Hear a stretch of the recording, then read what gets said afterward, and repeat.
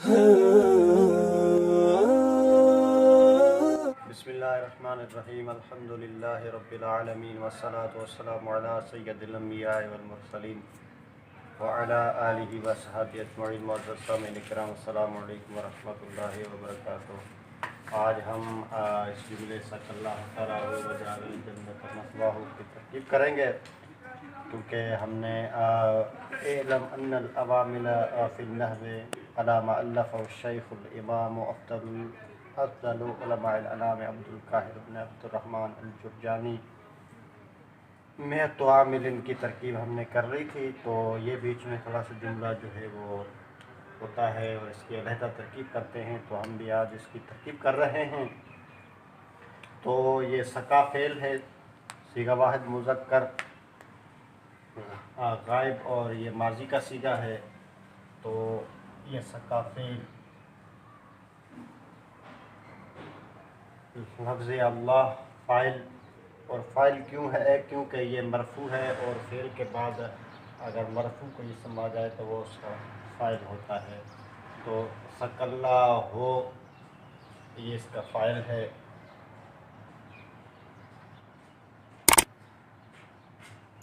سرا ہو، سرا مضاف، ہا ضمیر مضاف الیہ۔ اب یہ مرکب اضافی ہو کر مفعول بنیں گے۔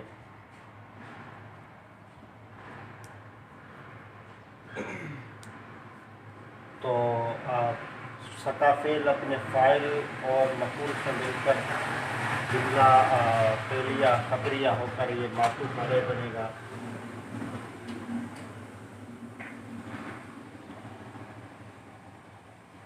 معطوف علیہ واو حرف عطف،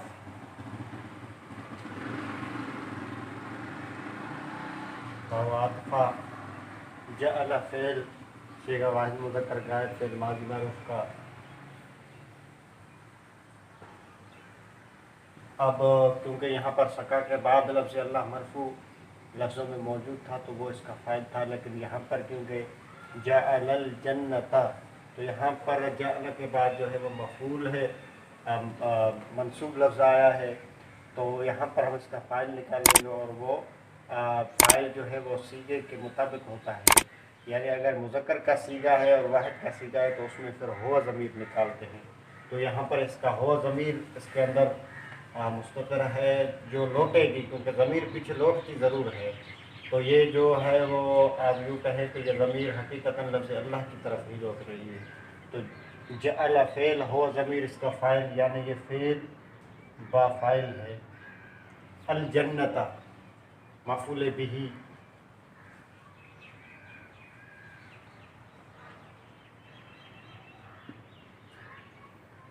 مثواہ مضاف مضاف الیہ، یہ مرکب اضافی ہو کر یہ ایک اور اس کا مفعول ہے۔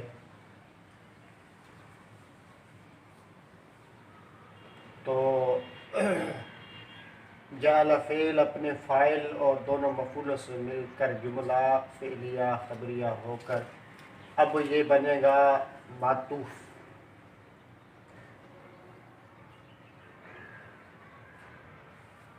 اب یہ پہلے والا جملہ سک اللہ سراہ معطوف علیہ ہے، وجعل الجنۃ مثواہ اپنے معطوف سے مل کر جملہ فعلیہ خبریہ ہوا، کیونکہ جملے فعلیے کا جملے فعلیے پر عطف ہوتا ہے، جملے اسمیہ کا جملے اسمیہ پر عطف ہوتا ہے۔ تو اس کا ترجمہ اب بالکل آسان ہے، کیونکہ سکا کے بعد اس کا فاعل ہے جو ہے، اور سراہ اس کا مفعول ہے، جعل الجنۃ مثواہ، تو یہ بھی جو ہے بالکل اب اس کا ترجمہ ہم آپ کے سامنے کر ہی دیتے ہیں۔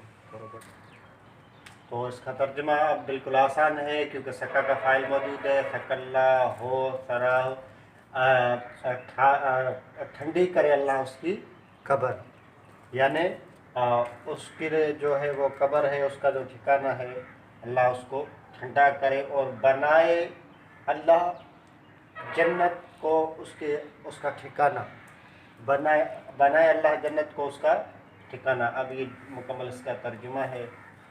تو اب یہ ویڈیو ہماری الحمدللہ پوری ہو گئی۔ آپ سے گزارش ہے کہ اور بھی ویڈیو ہمارے چینل پر دیکھتے رہیے، اور ہمارے چینل پر اگر آپ نئے ہیں تو سبسکرائب ضرور کیجیے، اور ویڈیو کو لائک بھی ضرور کیا کریں، اور کمنٹس میں بھی اپنے خیالات کا اظہار ضرور کیا کریں.